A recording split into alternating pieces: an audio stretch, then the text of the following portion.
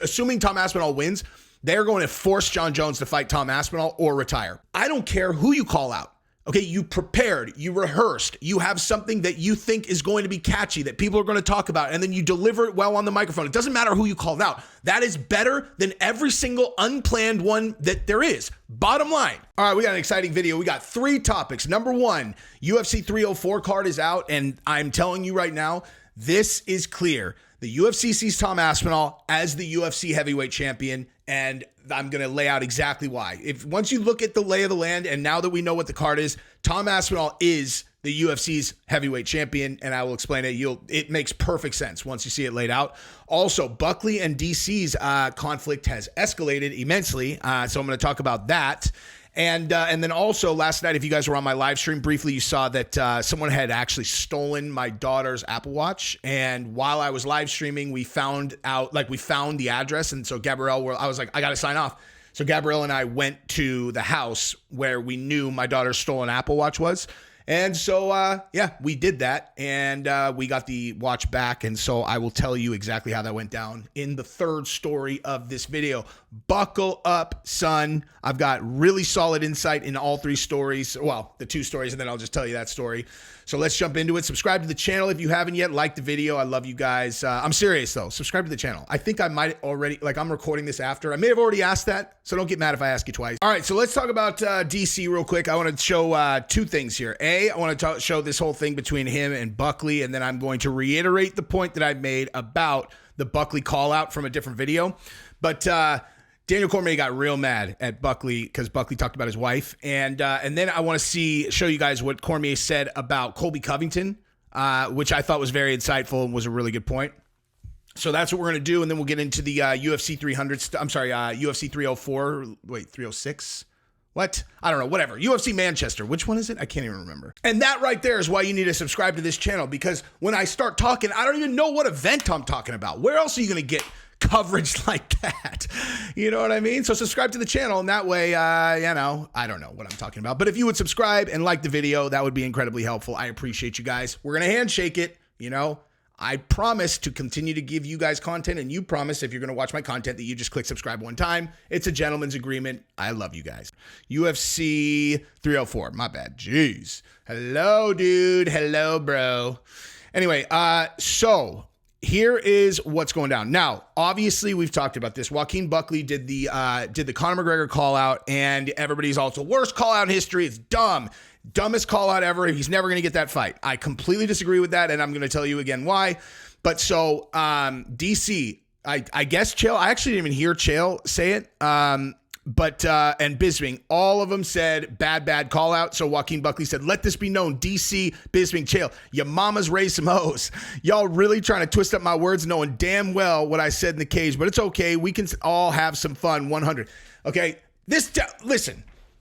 Okay, anybody who knows me really well knows that I actually, Joaquin Buckley was a guy I didn't root for.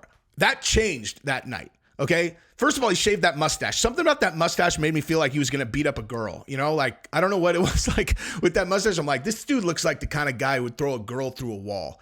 Without the mustache, I'm like, oh, he just looks like he's got a lot of energy. He's a funny guy. And, he talked about his grandma. He had a great win, and then he had that call out for Conor, which, again, I knew everyone was going to say was a bad call out, and I don't agree. I just don't agree. But anyway, this demonstrates he's joking around. He's obviously just joking, Conor McGregor. That's and here's the other thing. Most people get on the microphone, and they just go, they're like, hey, who do you want to fight? They're all, I want to fight this guy who has a number that's a little higher than mine. Come on, man. Let's make it happen. Okay, that's a shit call. That is a shit call out. Okay, that's what a shit call out is. I didn't really think about it. Maybe I have a name and I'll just think about it when I get on there, and you just say a name. That's the worst call out ever. Every time someone does that, that's the worst call out ever. If you have a well thought out thing that you're going to get on the microphone and say, you know exactly where it's going. Okay, I don't care who you call out. Okay, you prepared, you rehearsed, you have something that you think is going to be catchy, that people are going to talk about, and then you deliver it well on the microphone. It doesn't matter who you called out. That is better than every single unplanned one that there is. Bottom line, okay? You could go in there and call out Dana White, okay? It might not be smart for your career if you're disrespectful, but if you planned it out and you executed on your plan, it's a better call out than just going up there and winging it and just going, I don't know, who's got a better name than Gilbert Burns? That's garbage. Okay, forgettable. What's the worst thing you can be in mixed martial arts? Forgettable. Forgettable. What's the worst thing you can do in YouTube mixed martial arts? Be forgettable. What's the worst thing you can do as a fighter on the microphone? Be forgettable. That's like cross that threshold before you can even be in the conversation for anything quality. So Buckley obviously was not forgettable. Everybody was talking about it. Okay. So he is making clear here. He's like halfway joking around, but Cormier did not like that he talked about he talked about his mom, not his wife. I'm sorry. So he says, shut up, pussy. Maybe listen. You had a dumbass call out. You're getting talked about by 3 of the biggest voices in the game. Maybe listen. It was the worst call out in history. Don't let winning a few fights at 170 get you too excited, bro. Don't mention Audrey. Dude, DC. Nobody respects you more than me, guy. Okay? If you go back to my earliest stuff, I was like, give me DC Jon Jones at heavyweight, and if DC wins, I will cry like a baby. Like a little baby, I will cry. I will be that excited. Cry like a baby. I obviously have nothing negative to say about Cormier, except that you're fucking wrong here, okay? Because here's right here. Boop. You're getting talked about by 3 of the biggest voices in the game. The end, not the worst call out. You're disproving your entire point right there. Okay? You're disproving your entire point right there. But that's not why either. Okay? We're going to go back to what I said in my video the other day. Who else has had a very memorable call out of Conor McGregor at a time when there was absolutely no way in a million years that they were in position to get a Conor McGregor fight? Nate Diaz, okay? When Nate Diaz got on the mic, it was all, Conor McGregor, you're taking everything I work for, motherfucker. I'm going to fight your fucking ass. That was ludicrous at the time. That was so ludicrous. He had no chance of getting a Conor McGregor fight. None. He was not, like, everybody who is like a recent fan and does not know history doesn't understand the way that this works. They're like, oh, Dustin Poirier is a huge star. Nate Diaz is a huge star. George Masvidal is a huge star. They think that everybody was a huge star all along. They're not. Cormier knows this. Chael knows this. Michael Bisping knows this. Everyone who becomes a huge star has an inciting incident. Almost all of them. And in this case, definitely Nate Diaz. And his inciting incident was when he talked his way into that Conor McGregor fight, was a short notice fight, and then he strangled Conor. That's the moment. Then he got on the microphone and said, I'm not surprised, motherfuckers. Boom. Biggest star in the game. Dustin Poirier knocks out Conor. Boom. Biggest star in the game. Okay? When he called out Conor, he was out of position completely to get that fight. At least as out of position as Buckley. Now, do you think Buckley's actual call out was bad? Right? Like, do you think it was bad? Hey, your mama's a hoe. Your mammy's a hoe. Your daddy's a hoe. It wasn't. It was good. He delivered it well. Okay, but you're saying calling out Conor's a waste of his breath. Not true. And it got everybody talking. Objectively, it was not a bad call out. And he has put himself. If you guys think that, like, 2-week notice, fight Conor McGregor. Now, that's the one thing that's different. And I will acknowledge this is very different. At the time when Conor was going to fight for the 155-pound title, he was not necessarily in a position where if someone fell out that every person on earth would volunteer to fight Conor. Where now, if Conor all of a sudden didn't have an opponent with 2 weeks, left to go, I would assume anyone who's even remotely near the weight would be I'll fight him. But the UFC still has to make a story about it. They still have to have a story that sells. And Buckley just put himself in the number one position where there is a fucking story that they could sell to the public for why Conor is fighting the guy that he's fighting. Like, you guys are all wrong. You're fucking wrong. I'm sorry. You're wrong. You're just wrong. This was not the worst call out ever. It's the exact opposite of that. He took a fucking moonshot. It might not hit, but it might hit. It's unlikely, but it could hit. Okay, before he did the call out, he had a 0% chance of fighting Conor. Now he has a 1% chance of fighting Conor. Not a bad call out. Anyway, but on a take that I think Cormier actually completely nailed, which is most of them, just not that one. I want you to listen to what he said about Colby Covington, because this is really sharp. Colby Covington said that he feels like Belal Muhammad is sitting on his ranking and he doesn't deserve a title fight. Guys, I love Colby. I think Colby's cool. Me too. But Come on, Colby. Colby can't say or try to determine who gets a title fight right now because of the way he lost to Leon Edwards and the way he fought. And it seems like he's unwilling to fight Ian Gary. He should maybe step back and just like not really say much at all until another fight comes his way. I don't know what the hesitance is to fighting Ian Gary for Colby Covington. I don't know if he... Yeah, you do. He just doesn't want to fight back in the rankings, but I think he needs to recognize that in this situation, that's kind of what he's going to get right now. Yeah. And I think Colby doesn't want to fight Ian Gary because it's a fucking scary-ass matchup. Like, Ian Gary's that guy where right now, people can pretend they don't realize how good he is, you know?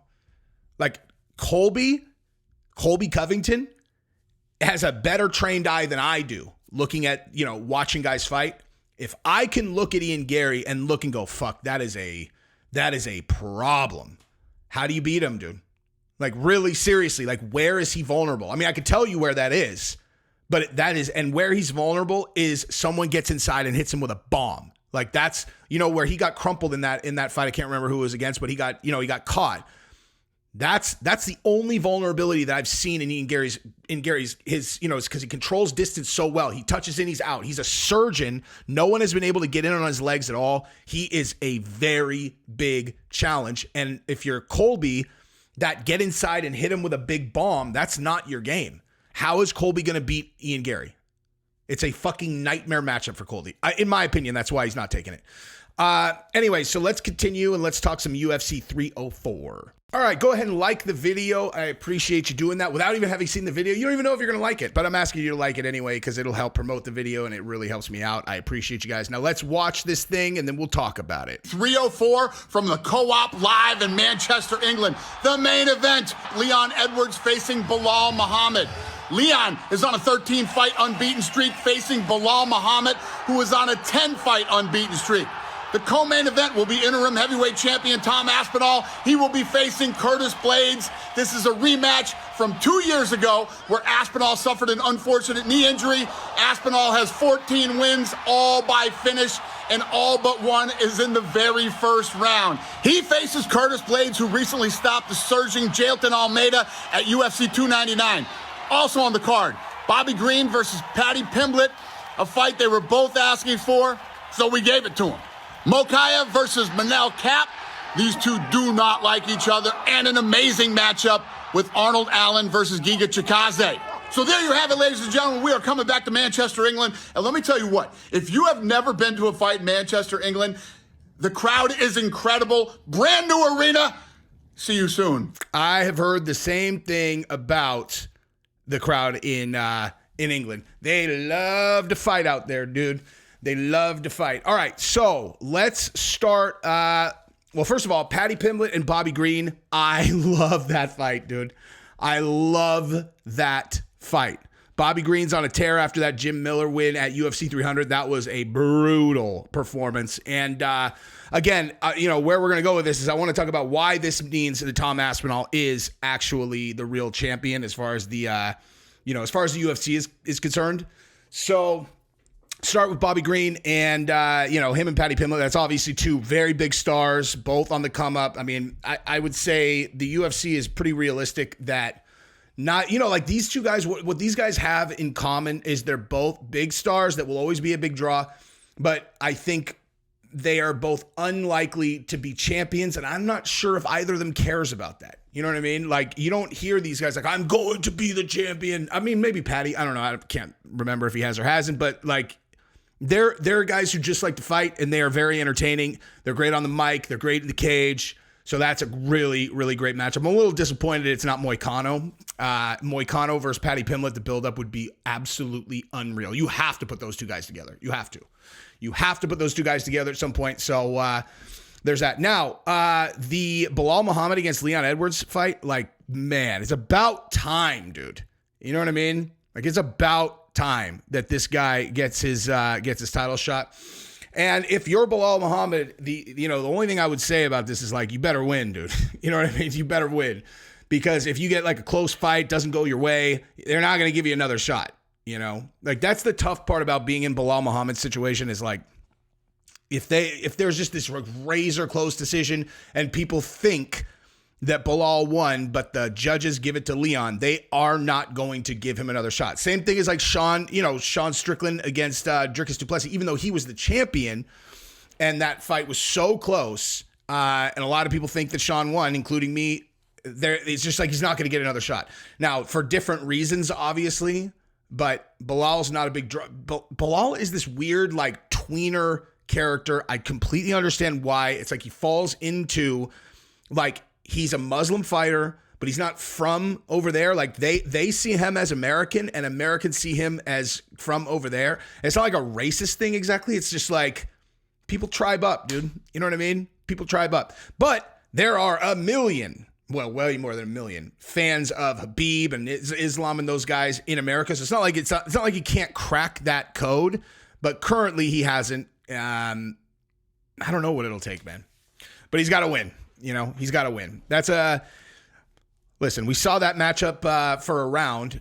Leon seemed a lot faster in the first round, but dude, Belal is fast, dude. People are sleeping on him. He could definitely win that fight. He has got to be one of the most underrated fighters in the entire organization. But anyway, there's nothing really to say about that. That fight's going to be awesome. But the real meat of this card is Tom Aspinall.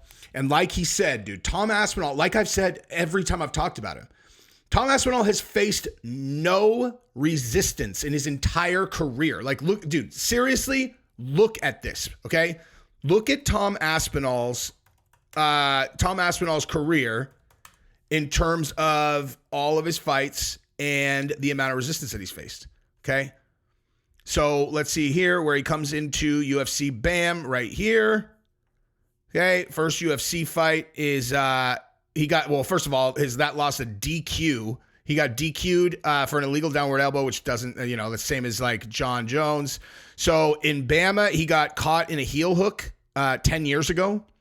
Okay, anybody that knows anything about grappling knows if you're not seriously trained in leg locks and heel hooks, if you go up against an expert, you won't realize that you're in trouble, and then all of a sudden you are in serious trouble. It's lucky he didn't get his, it's lucky that he didn't get his leg injured there. It looks like he didn't get injured because he was out for 10 months. Oh, dude, I wonder if he did get injured right there. Man, look at that, because like he might have gotten injured with that heel hook actually, because look at his. Look at how much he's fighting. He fights December of 2014, February 2015, March 2015. Then he loses by heel hook in June of 2015 and doesn't fight again for 10 months. He must have gotten injured. Then he wins, and then he fights again 2 months later. He gets a loss, but because he, got DQ'd, throwing an elbow through someone. Then he fights the following month, only like 4.5 weeks later, wins by knockout. Then he gets into Cage Warriors, so he switches organizations, and you've got 8 months right there. Wins by TKO.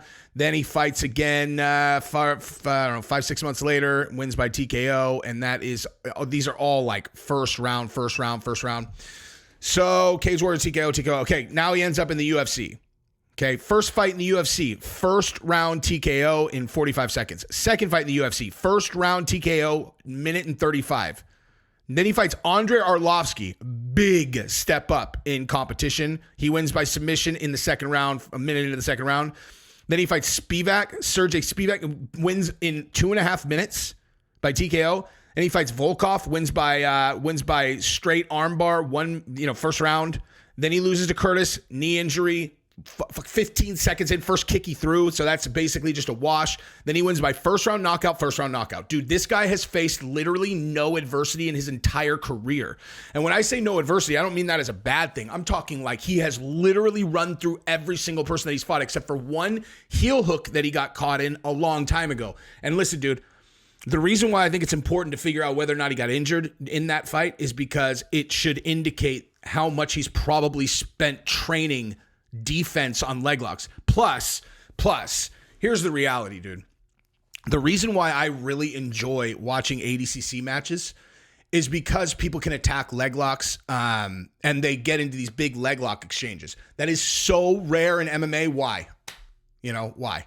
Because if you attack a leg, you can just get punched in the face, Like the way that these guys have these creative, creative ways to get in on the legs, get into a leg entanglement, and then try to take them down. Okay, well, in mixed martial arts, you get into a leg entanglement, and you're using your arms, you're using your legs, whatever. Okay, well, you're not defending your face.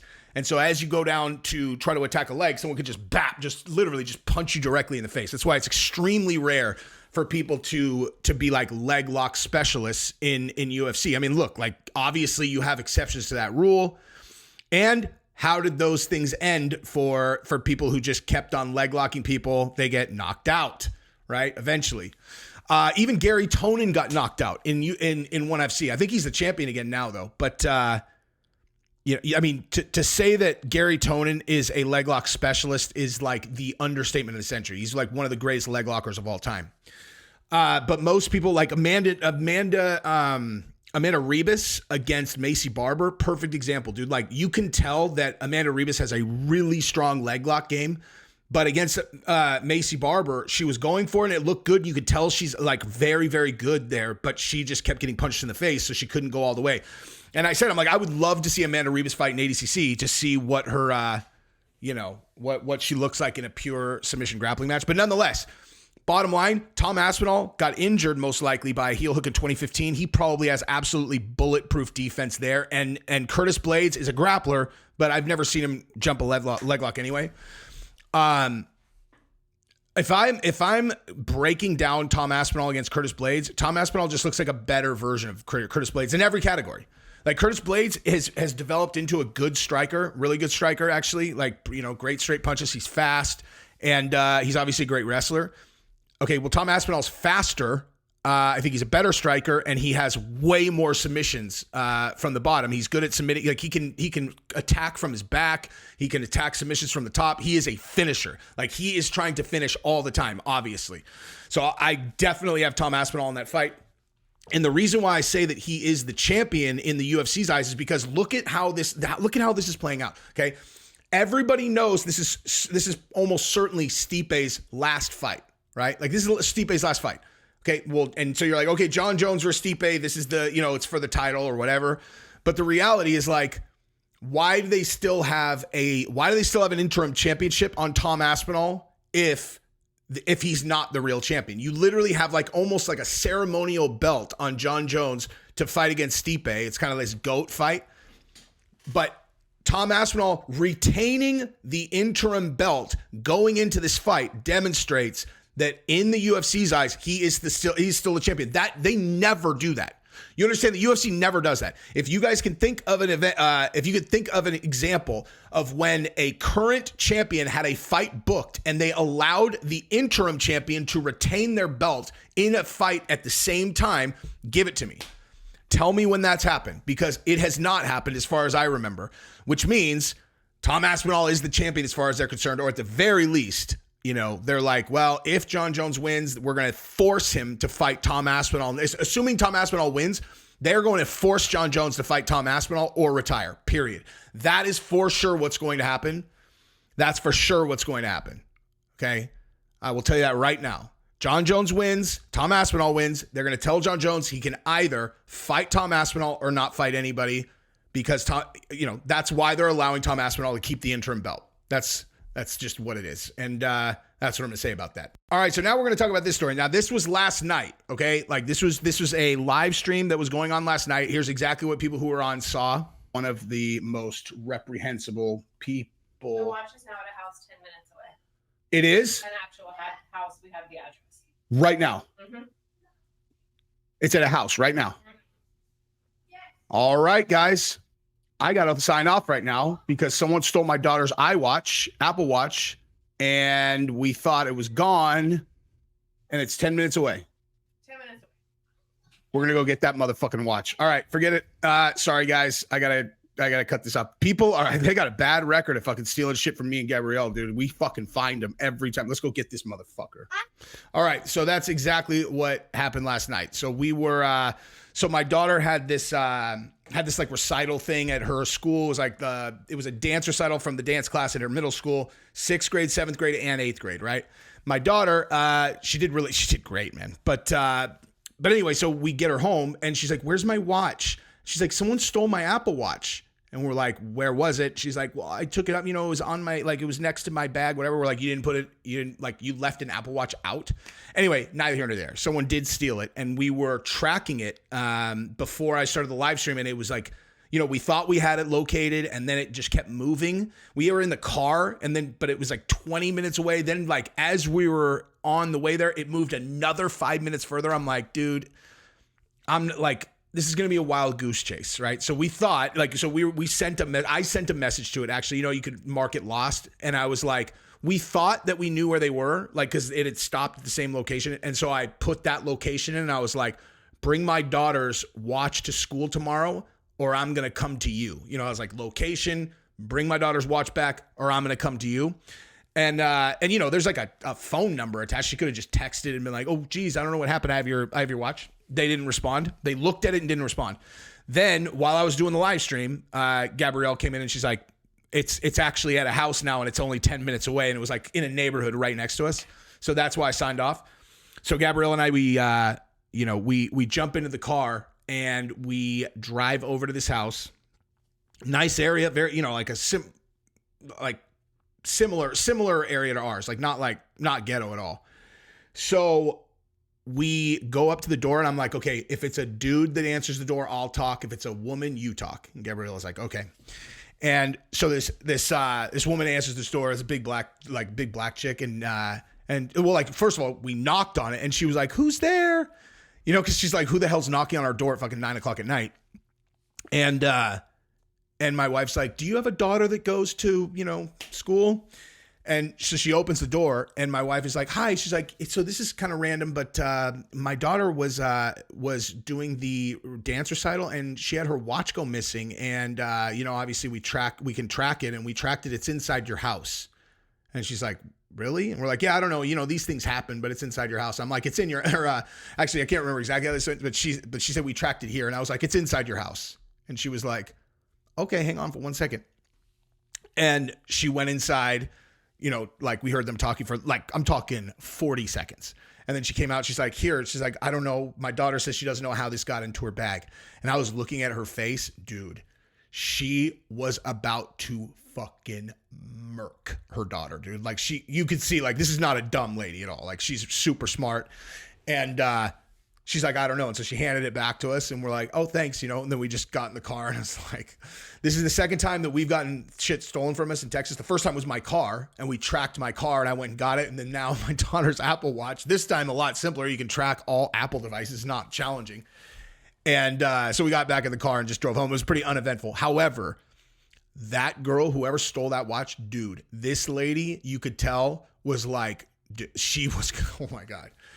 That girl's probably in so much fucking trouble, like so much trouble. But anyway, so it wasn't like super eventful, but that is exactly how that went. She had like braids and like her car. She had a sick ass car. She had like an Acura that was on 20s. I looked at the car because I'm trying to assess like who's going to be in there. And I'm like, I'm like, okay, a dude that drives that car is a fucking badass, but it was her. It was hers.